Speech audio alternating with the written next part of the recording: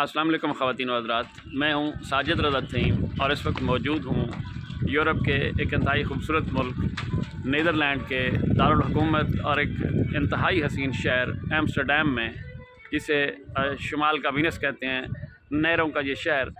और रात को अचानक एक नहर के किनारे चलते हुए एक इंतहाई हैरान कुन चीज़ पर मेरी नज़र पड़ी, तो सोचा मैं आपके साथ शेयर करूं।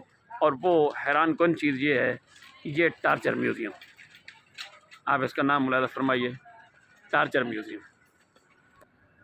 ये नाम पढ़ते ही अचानक मेरे कदम रुक गए और मैंने सोचा कि देखूं कि ये म्यूज़ियम क्या है और इसका नाम टार्चर म्यूज़ियम क्यों है। तो ये अंदर काउंटर पर मैं जाकर रिसेप्शनिस्ट से पूछा कि इसका नाम टार्चर म्यूज़ियम क्यों है।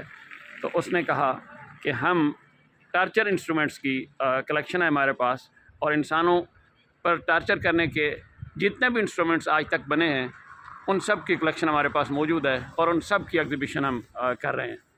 9 यूरोज़ का टिकट है, लेकिन ये अब बंद होने वाला है रात के इस वक्त, वरना मैं अंदर दाखिल होकर आपको ये ज़रूर दिखाता कि इंसानों को टार्चर करने की कितनी चीज़ें बनी और कितनी इनके पास मौजूद हैं।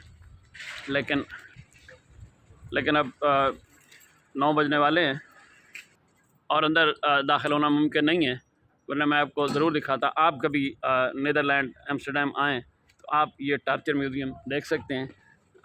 ये नहर के किनारे ये मौजूद है और इर्द गिर्द एक इंतहाई खूबसूरत और हसीन लोकेशन है।